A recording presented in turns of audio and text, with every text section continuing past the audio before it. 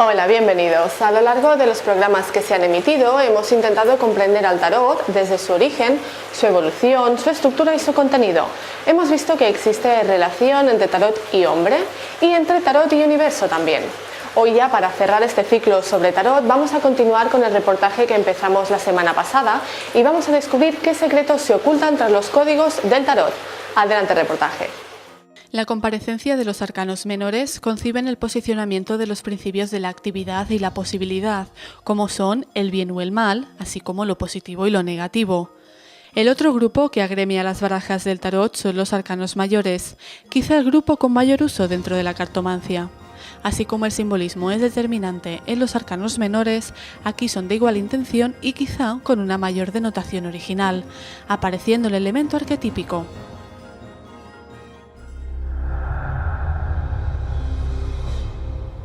Las posiciones se refieren a lo que nosotros llamamos la codificación. Es decir, cualquier lectura de tarot, para que sea correcta, para que sea válida, exige primero un requisito, que es haber codificado previamente las cartas. Podríamos decir, la carta primera que coloquemos sería el pasado, la siguiente el presente, la siguiente el futuro. Esto es una forma de codificar las cartas, pero también podríamos decir, la primera carta me representa al consultante, la segunda a su pareja, la tercera a su hijo. O podríamos decir, la primera carta representa el jefe de su trabajo, la segunda cómo se siente la persona, la tercera cómo son sus compañeros. En definitiva, diríamos de que esta codificación es libre. Cada persona puede voluntariamente decidir qué tipo de codificación, que significa lo que va al valor, el valor que va a tener cada carta. A cada carta le vamos a dar un valor y luego, a partir de aquí, ya vendría la interpretación.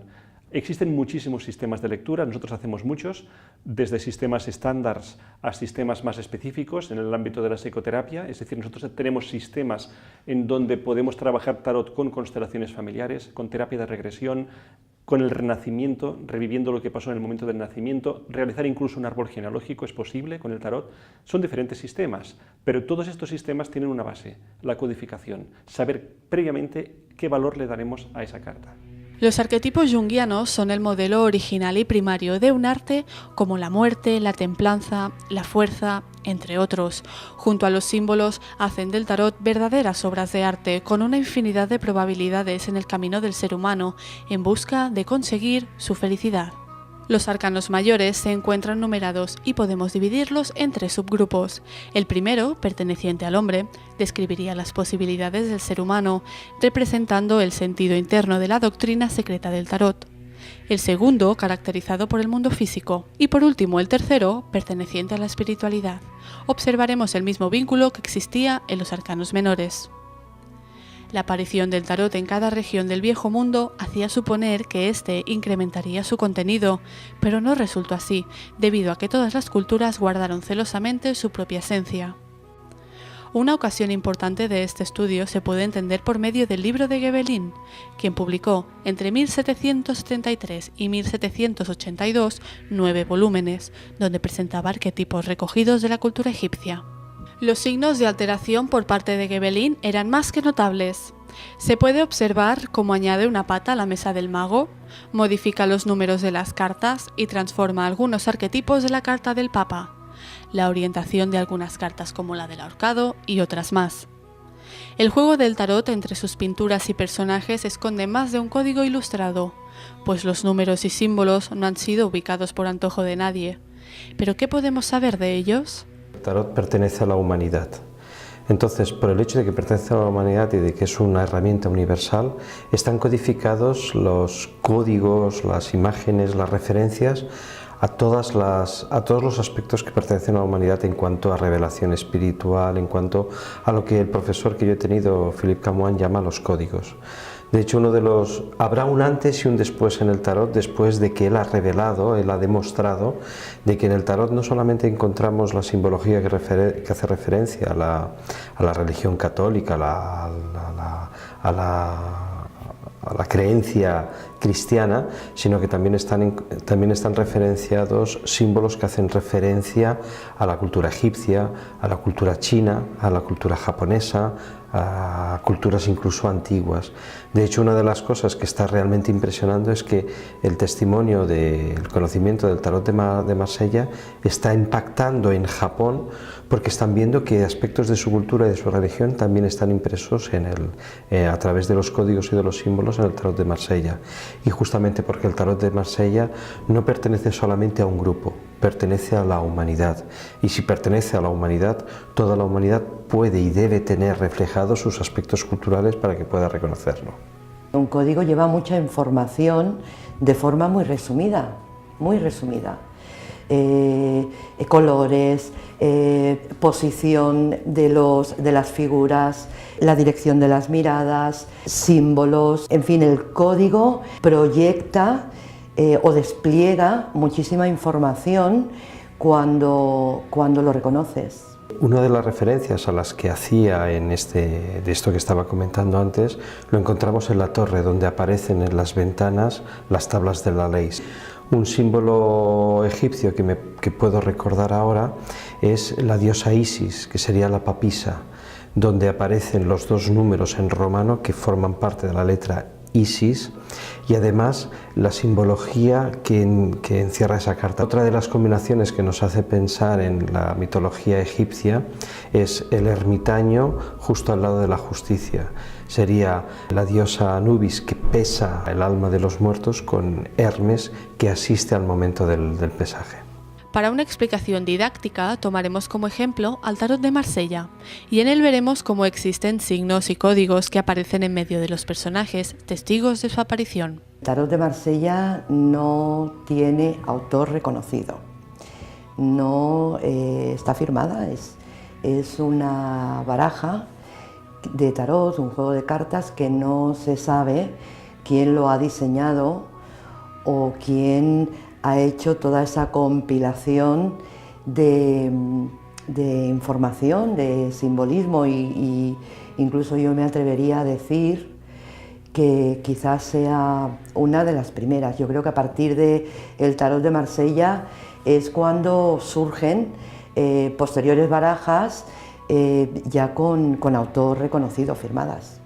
Conserva todos los códigos y todos los símbolos y están relacionadas unas cartas con otras, de forma que el código de miradas nos permite saber si estamos mirando hacia el pasado, tenemos que conseguir otra carta más y nos va dando más información acerca de qué ocurrió, qué produjo esta, si es una enfermedad como si es una pregunta. En la carta 1 no aparece la cuarta pata de la mesa. En la 0 observamos cómo la forma de la bolsa del loco forma una escalera, haciendo referencia a la escalera de Jacob, el camino de la evolución del hombre. Las tablas de la ley también tienen influencia en la carta de la torre y algunos textos infiltrados dentro de las vestiduras, así como posibles animales mitológicos.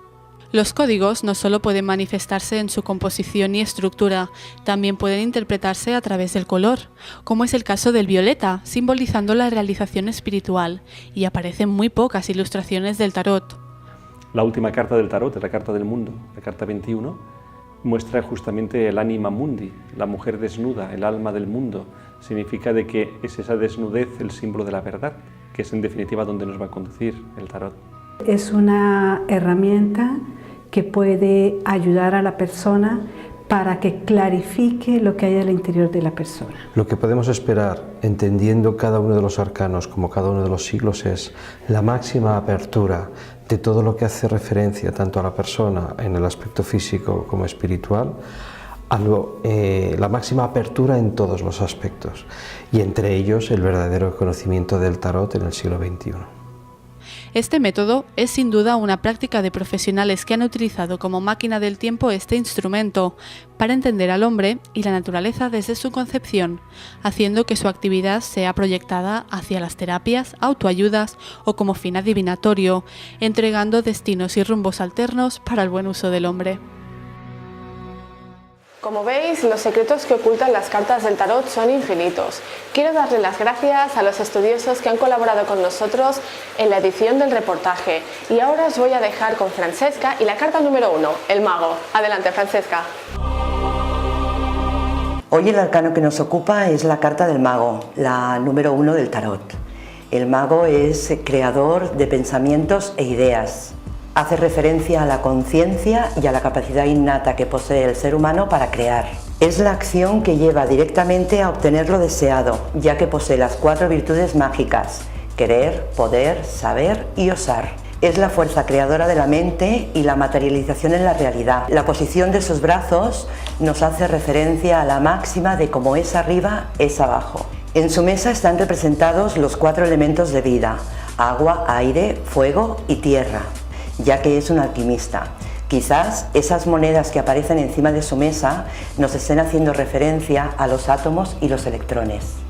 El mago nos recuerda que todo lo que tenemos en la mente y en nuestros pensamientos será fácilmente alcanzable si reunimos y activamos todos los elementos, pudiendo así alcanzar el proyecto del hombre en la Tierra. Recordemos que la actividad de la visión y el poder crear son los atributos del yo divino. El mago es la voluntad, la acción, es poner conciencia en lo que se ejecuta, estar en el momento presente, es el trabajo. Es el profesional liberal, es el acto de comenzar e iniciar, es el iniciado en la magia operativa. Tiene el conocimiento y el dominio de las energías sutiles de la naturaleza. Él nos indica que tenemos que dominar y dirigir el poder de la mente para no vivir arrastrados por las circunstancias y así situarnos en la frontera del milagro. Gracias, hasta la semana que viene.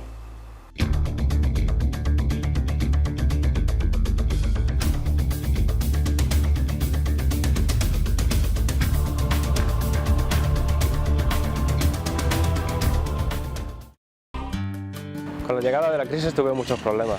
Perdí mi trabajo, mi familia, mi vida declinó. En internet la ayuda que ofrecían, me comuniqué con ellos y me orientaron. Ahora veo que la marea fuerte ha pasado y no es fácil, pero sí, voy encontrando soluciones. Hace algunos años tuve problemas familiares y económicos. Intenté sobrevivir a aquello pensando que algún día cambiarían. Gracias a las personas que me escucharon, hoy mi vida ha cambiado y mis problemas son menores.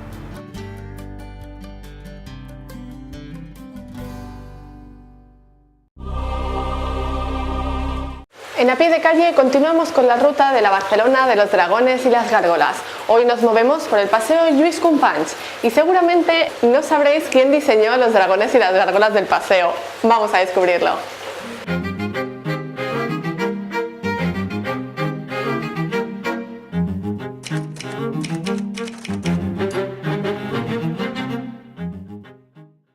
Lluís Companys fue masón. Sabéis cómo terminó su vida, ¿no? Fue fusilado en el foso de Santa Eulalia por parte de los franquistas. Pero no por ser republicano, que es lo que mucha gente se pensará, sino por ser otra cosa, masón. De hecho, vais a ver que buena parte de la ruta que vamos a hacer a continuación tiene que ver con la masonería, porque la masonería junto con el mundo de los templarios son los que utilizan la figura del dragón. Aquí en el paseo Lluís Companys tenemos a ambos lados del mismo 52 macetas. Las vamos viendo a una parte y a otra, ¿no? 52 macetas, de las cuales de vez en cuando vemos unas entradas, las entradas principales, estamos en una de ellas, y en esta entrada apreciamos aquí la figura del dragón de nuevo. Son macetas de hierro forjado, inicialmente cuando estábamos hablando de esa exposición universal del 88, se supone que debieron contener flores o plantas. Josep Vilaseca tiene un libro autobiográfico donde nos da pistas necesarias para que entendamos por qué está este dragón aquí, y él nos dice que lo que intentó hacer sobre todo es rendir culto al mundo de los vikingos. Por eso colocó unas macetas que tienen que ver con los dragones que aparecen en los mascarones y proas de los barcos vikingos. La gran pregunta que uno se hace es por qué los vikingos colocaban sobre todo pues estos mascarones, estas proas de dragón, ¿no? Sobre todo lo hacían porque era un pueblo que infundía miedo. Por eso se vestían de esa forma tan espantosa, con aquellos cuernos gigantescos, ¿no? Porque tampoco es que fueran demasiados a la hora de llegar a un territorio nuevo para conquistarlo, y si la gente se atemorizaba y salía huyendo, pues es un doble trabajo que ya tenían realizado. Además, como era un pueblo bastante supersticioso, ellos imaginaban que los espíritus también saldrían huyendo. Por eso colocaban ese dragón para que esos espíritus se alejaran y no les molestaran o no les perturbaran a la hora de conquistar un nuevo territorio, ¿no? En la parte superior vemos unos caracoles. El caracol es otro símbolo masónico. Se utiliza mucho para dar a entender que es un símbolo de buena suerte, y también la figura de la escalera de caracol es un emblema iniciático que se introduce mucho en las catedrales, aquellas catedrales que de alguna manera están construidas bajo la mano de la masonería, ¿no? ¿Por qué está colocado todo esto aquí? Pues bueno, porque no está bien claro si Josep Vilaseca realmente fue masón, pero seguramente sí amigo de los masones. En la parte de atrás tenéis el Palacio de la Justicia, obra de Domènec Montaner y Estepà y Enric Saunier, que además eran grandes amigos. Comenzaron en 1887, o sea, justo un poquito antes de esa exposición universal de la que os he hablado, ¿no? Ambos son masones también, eso es más que evidente, ¿no? Enric Saunier es, para que lo reconozcáis enseguida, el mismo arquitecto del monumento a Colón. Y el monumento a Colón es otro de esos monumentos que esconde un montón de figuras masónicas. Vais a ver que en la parte superior del Palacio de Justicia también aparecen gárgolas. Os diré una cosa, la gárgola es en realidad un dragón. Lo único que ese dragón se le conoció con el nombre de gárgola, y a partir de ahí todas estas extrañas figuras que vamos viendo en los capiteles de los edificios góticos y neogóticos se consideren a sí mismas todas gárgolas, ¿no? Como estamos en la época del modernismo, en la época del neogótico, aquí las gárgolas no pasa como en el gótico, que son todas totalmente diferentes. Vais a ver que cuando lleguemos al gótico, cada gárgola es totalmente distinta a la anterior, ¿no? No hay dos exactamente iguales. Aquí sí que utilizan un molde, están rescatadas desde hace poco, porque todo este palacio estaba en restauración, y no hará muchos meses que no lo han comenzado a destapar, y hemos empezado a ver aquello que durante muchísimos años no pudimos ver porque estaba todo totalmente tapado, ¿no? Esta gárgola aquí tiene una función decorativa, mientras que las gárgolas del gótico tienen sobre todo una función de drenaje, que luego os explicaré. Y esta gárgola tiene un nombre. En realidad su nombre es Pazuzu. ¿Quién es Pazuzu? Pazuzu es un dios asirio. Es el dios del mal y de las plagas. Es un dios que infunde miedo. Es más, también lo tenéis en mente y es ampliamente reconocible. Aparece al principio de una película que muchos de vosotros habéis visto, El Exorcista. Es el demonio que lo encuentran en pleno desierto de Irak, y el padre Merrick se queda mirándola así de frente y el otro le está saludando con el sol en la parte trasera. Bien, es ese mismo demonio. Solo que aquí no saluda, es el demonio con cara de chacal o cara de perro, ¿no? Es el demonio que infunde miedo. Es un tanto extraño que esté en el Palacio de Justicia, pero como veis está, ¿no? Además, hay otra cosa que hasta hace poco tampoco me di cuenta de para qué servía, y cuando comenzaron las lluvias a finales del mes de diciembre un día lo aprecié. No sé si os fijáis que hay unos pararrayos. Tienen forma de espiral en la parte inferior y parece como si fueran algún tipo de notación musical. Bueno, es que de hecho es que está expresamente creado así para que cuando caiga un rayo encima de los mismos se oiga como una especie de grito. Así que los días que hay lluvia y da la casualidad de que uno de esos rayos cae encima de una de estas torres, se oye como una especie de grito. Es como si la gárgola realmente estuviera gritando. Y está hecho a propósito. Una de esas cosas curiosas, ¿no? Vamos hacia abajo, que nos vamos a ir directos hacia la parte final del paseo. La semana pasada os hablé de cuencos tibetanos. Hoy quiero hablaros sobre el incienso. El incienso, como sabéis, se utiliza en todo el mundo y desde hace millones de años. La palabra incienso proviene del latín incensu y se calcula que su origen está alrededor del año 1530 a.C.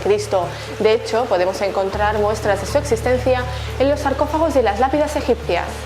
El incienso es símbolo del elemento aire y ayuda a penetrar en el mundo espiritual.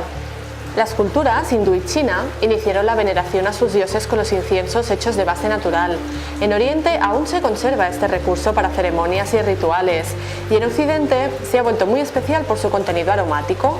Los compuestos del incienso derivan en su mayoría de hierbas, flores y especies aromáticas, así como minerales. Los fabricantes de sahumerios de la India son muy famosos por la elaboración de inciensos. Por ejemplo, en China, durante la dinastía Tang, el incienso fue utilizado como reloj, marcando a lo largo del palo las horas que habían transcurrido. Así como las diferentes culturas han utilizado el incienso como señal de elevación mística, también existe un sector que hace uso preferente de este símbolo. Nos referimos a las liturgias católicas, cristianas y ortodoxas, que utilizan el sahumerio como símbolo de divinidad y protección de sus plegarias. Podemos utilizarlo a diario como ambientador o como elementos de concentración. Recordemos que el incienso forma parte de los 4 elementos de la tierra y puede ayudarnos a motivarnos y energizarnos, pero nunca y bajo ningún concepto nos ayuda a ahuyentar malos espíritus ni nada por el estilo. Bueno, y con esto ya acabamos el programa de hoy. Solo me queda deciros que no os olvidéis de nuestra secuencia de Entre Bambalinas y os recomiendo la entrevista que le hicimos a Marcos Amadio, que es el representante oficial de Philippe Camoin aquí en España. Ya sabéis dónde encontrarnos, en www.maestrodesdeltarot.tv. Hasta dentro de 15 días.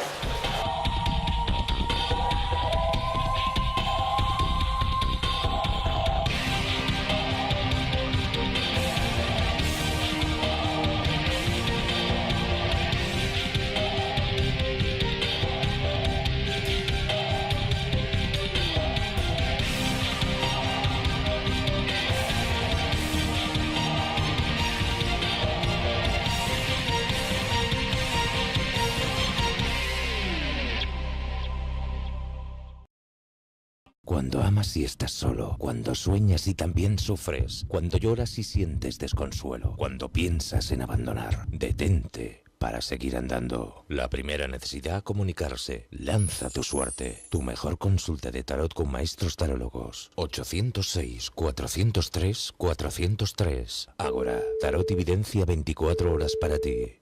Ya vendría la interpretación.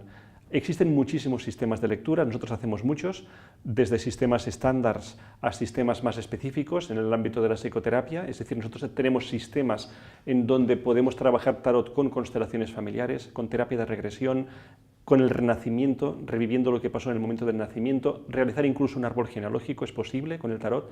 Son diferentes sistemas, pero todos estos sistemas tienen una base, la codificación, saber previamente qué valor le daremos a esa carta.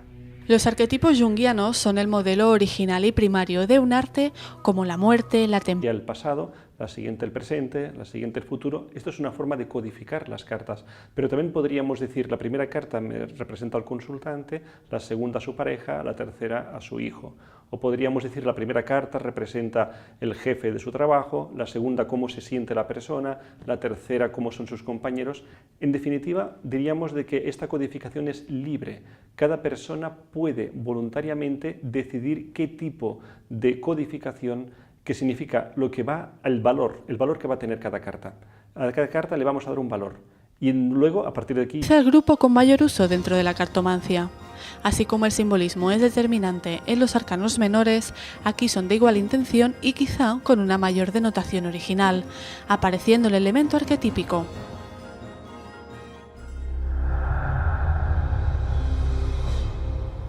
Las posiciones se refieren a lo que nosotros llamamos la codificación.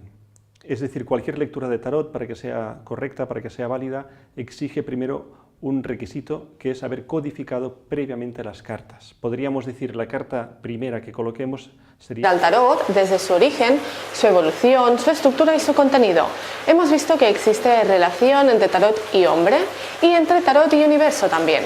Hoy ya, para cerrar este ciclo sobre tarot, vamos a continuar con el reportaje que empezamos la semana pasada y vamos a descubrir qué secretos se ocultan tras los códigos del tarot.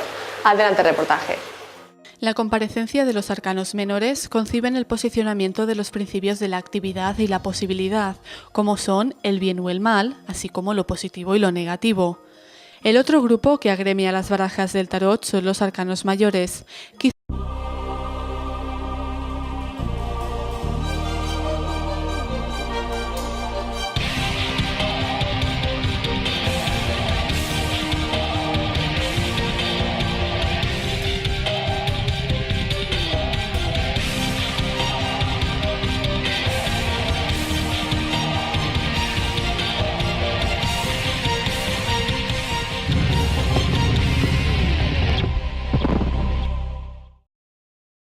Hola, bienvenidos. A lo largo de los programas que se han emitido hemos intentado comprender